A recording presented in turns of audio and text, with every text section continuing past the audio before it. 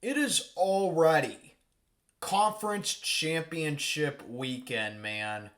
Like, seriously, where does this NFL season go?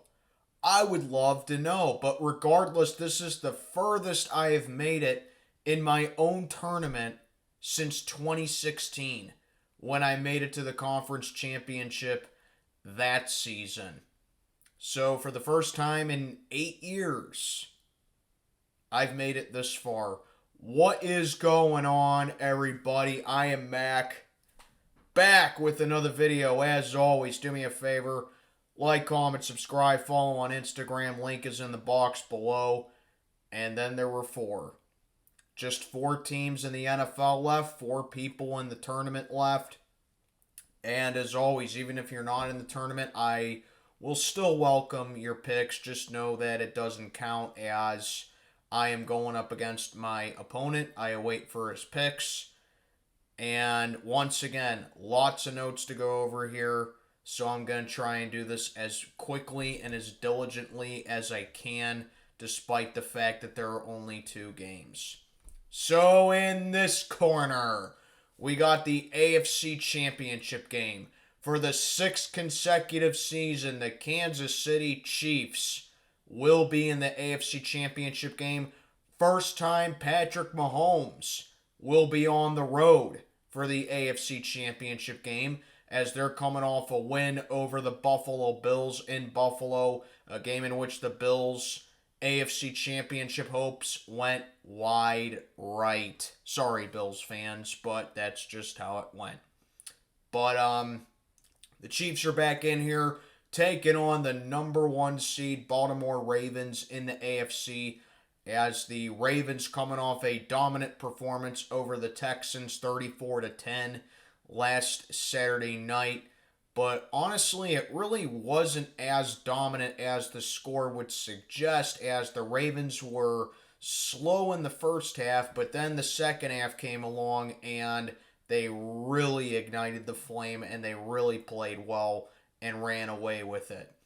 But you take a look at this matchup. I got, like I said, lots of stuff to say for both games. So Mahomes and the offense had the best game of the season last week in Buffalo, it seems like, as the receivers were stepping up. Mahomes was on target, got the job done with his legs, and that sounds like the formula to beat their opponent, actually, in the Ravens, because when the Ravens are at home and they have scored 31 plus points in 7 straight home games with Lamar, that's going to be a tall order for Kansas City's defense. I've said it all season long with the Chiefs defense. It is an underrated unit in the league.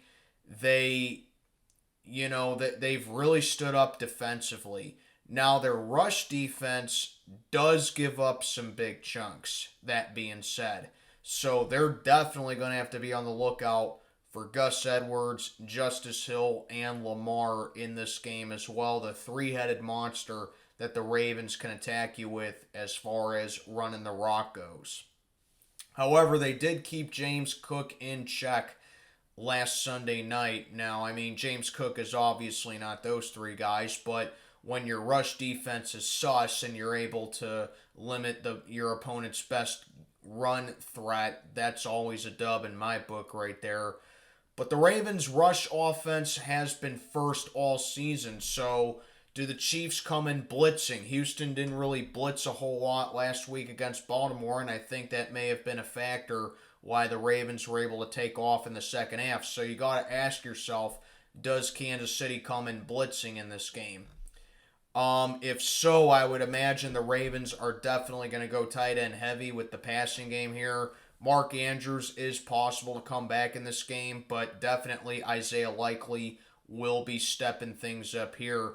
But the Chiefs, they do well against tight ends this season. They have held tight ends to the 7th lowest rating in the NFL this season. So the Chiefs do well against tight ends this season. And it just seems like offensively, the Chiefs' magic number is 21, whereas the Ravens' magic number at home is 31. The Chiefs have only lost one game this entire season where they've scored 21 or more points. And like I said, the Ravens, when they're at home, they've scored 31 or more at home in their last 7 games. And the Ravens' pass defense just so happens to be first in the league this season and have held opponents to under 20 points in 5 consecutive games. So definitely the receivers need to step up here against the Baltimore Ravens. And we saw glimpses of it. Rashee Rice had a pretty solid game against the Buffalo Bills, and he's had a good playoffs altogether. So definitely keep up definitely keep that up right there. But also, MVS also has to be on the picture as well, which is where I think my first big X factor in Travis Kelce is going to have to come into play right here. Obviously, we know what Travis Kelce can do, but he has had a really good playoff these past few weeks as well. So definitely you got to have Travis Kelce test out matchups like Kyle Hamilton and Geno Stone on Baltimore's pass defense there. Ravens have held wide receivers to the 3rd fewest yards in the league this season. So, like I said, Rashee Rice and MVS, they really got to have the door open for them in this game. And the Ravens' bread and butter with the defense has been the pass rush.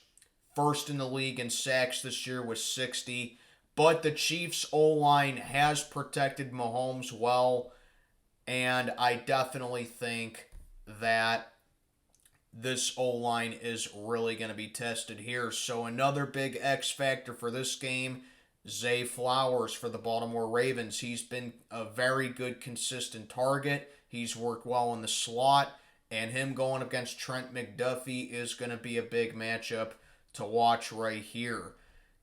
Snead for Kansas City. He's a big X factor in this game as well. He has locked down some of the best targets in the league this season, and he did really well against Stephon Diggs. So, really, I think Snead has a really good case of going up against any kind of receiver that the Ravens try and throw at him here. So, definitely, you gotta make Snead work in this game. And finally, Kansas City's pass rush can match up well with Baltimore's pass rush as well. The Chiefs were 2nd in sacks this season. They didn't get a sack on Josh Allen, but still it's nothing to sneeze at with being 2nd in the league in sacks this season, especially when you're going up against a guy like Lamar Jackson, which is why I said in the beginning, a little bit ago, I should say, are the Chiefs going to come in blitzing? Something that Houston didn't do a whole lot. And I think if Kansas City does blitz, and on the flip side, I think Isaiah Pacheco has to have a good bulk of Kansas City's offense in this game against that Ravens run defense, Kansas City can come in and win this game.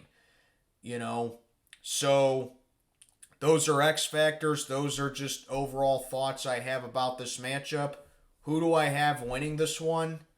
I'll be honest with you. I like the Kansas City Chiefs in this matchup. I really do. I think the Chiefs can go into Baltimore and win this game because I think they have more beneficiaries for them in this game. Mahomes has the experience, and that's the biggest X factor I carry with at the end of the day. We all came in with the narrative of, well, Mahomes has never done it on the road in the playoffs. Well, he just did again.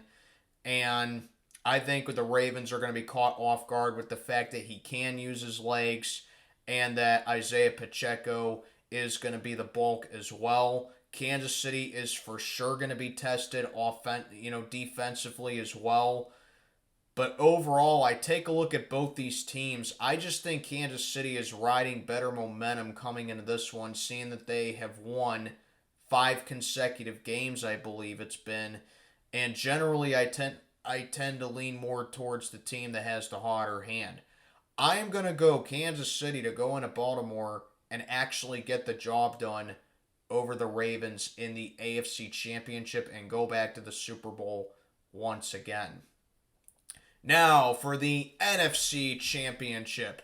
In this corner, we got the long-suffering fans up in Lake Michigan who have stood by their team no matter what, and are coming off 2 home playoff games, winning them both. They won it over a stout Tampa Bay Buccaneer team, and they also took care of those feisty LA Rams in the Detroit Lions, who are the number 3 seed in the NFC, as their opponent, the number 1 seed San Francisco 49ers, who are in the NFC title game for the 3rd consecutive season and the 3rd time since 2019. So, once again, you got a matchup of a team that is coming in here that is kind of like the likable underdog against the team that just knows how to be here. So here are your matchups for this game right here. Right off the bat, I'm thinking CMC against Detroit's linebackers. The 49ers offensively, the 49ers this year, 3rd in yards per gain. They are 11-1 when CMC gets 75 plus yards. The Lions don't do so well against running backs, overall, and they especially didn't do well against them in the playoffs, but they did hold them to a respectable 3rd in yards per game. So that's your main matchup right there. CMC going up against Detroit. We all know that CMC, once he gets the ball, good things happen. Second matchup here, Jared Goff against that 49ers secondary. Jared Goff has turned in a really good playoff so far, and I think he really needs to rely on those big chunk plays, because that's what we saw a lot of against Tampa Bay and LA when he got the big chunk plays to Sam Laporta or Josh Reynolds or even Amon-Ra St. Brown. The Lions were moving the ball great. 30 touchdowns for Jared Goff on the season, 4th in the league for him this year. And the Lions offense overall, 27.1 points per game, which is 5th, and they were 3rd in yards per game as well. But that 49ers secondary and the defense in general, allowing the 3rd fewest points and the 8th fewest yards, and a 79.6 pass defense, which is very respectable. They were able to wrap up Jordan Love in the moment that mattered most, but let's not forget, they also had trouble closing out the Green Bay Packers for much of that game and being able to contain Jordan Love for some time. So that's something to keep your eye on right there. If Jared Goff can get those big chunk plays, he can test out that 49ers secondary. I think the Lions have a good chance at winning. So that's your second matchup right there. Number 3, Brock Purdy against Detroit's defense. So a little bit on the flip side right here. My question is, can Purdy come back and win a game? Yes, he can, obviously. 49ers trailed late in that game against Green Bay. Brock Purdy showed why he is capable of leading the charge and capable of leading a 4th quarter comeback, as that's what the 49ers had to do against the Green Bay Packers. The Lions didn't do so great against Baker Mayfield, and honestly, they didn't do so great against their old quarterback and Matthew Stafford as well, as I do think Brock Purdy needs to have some better decision making, as he did throw an interception against Green Bay. But overall, I really think Brock Purdy is in the driver's seat when it comes to handling Detroit's defense, because, like I said, if the 49ers can rack up the big chunk plays against Detroit, which the Lions have had a lot of trouble with in these playoffs, especially with big-name receivers like Mike Evans, like Chris Godwin, like Puka Nacua, like Cooper Kupp, 49ers got to use, Brock Purdy's got to use his weaponry at his disposal. Niners are in a good shape to win the game. How about Detroit's run game against Fred Warner and Drake Greenlaw up front? That's another key one right here. Both are very physical up front, but they do both give up a lot of chunk plays here and there, and that was the case going up against Aaron Jones last week against the Packers. They're kind of mid when it comes to the rushing game in general, but Montgomery was quiet in that game against Tampa Bay, so definitely Fred Warner and Drake Greenlaw, they really need to be up in center when it comes to the 49ers run defense right there. Then you got to take a look at the 49ers offensive line going up against Aiden Hutchinson. Aiden Hutchinson, is just such a physical freak of nature, and he's always capable of getting up a lot of bags on the quarterback, on the quarterback. And they're going up, but he is going up against a guy in McKivitz who has given up 11 and a half sacks on the season. He's the only guy on that 49er O-line who has given up that many sacks. So I think that may be the one weak link, but definitely 49ers O-line needs to be stepped up big time here, and they have to rise to the challenge to Aiden Hutchinson. Then you take a look at Nick Bosa against Penei Sewell. On the flip side, Lions have allowed the fourth fewest sacks, going up against a Defensive Player of the Year candidate. Moving on with that one. Chardarvius Ward against Amon-Ra St. Brown is my last matchup right here. If the Lions can use Amon-Ra St. Brown creatively, and they can use him the same way that they have in the past two playoff games, I really think they're going to be able to exploit San Francisco's weaknesses on the defense. But you also got to be careful with a guy like Ward because he's held receivers to the sixth fewest rating this season, and that he's just overall been an overall great playmaker in Ufunga's absence, man. I mean, I know it's two different positions, but Ward is always an X factor for San Francisco's defense. How about some X factors in general? You got to take a look at Gibbs and Montgomery being a double threat going up against the 49ers front, as I said. Aiden Hutchinson's always a big X factor. The 49ers receivers getting the big chunk plays against Detroit's secondary, as the Lions allowed over 100 yards to the top targets in both their playoff games that they've had.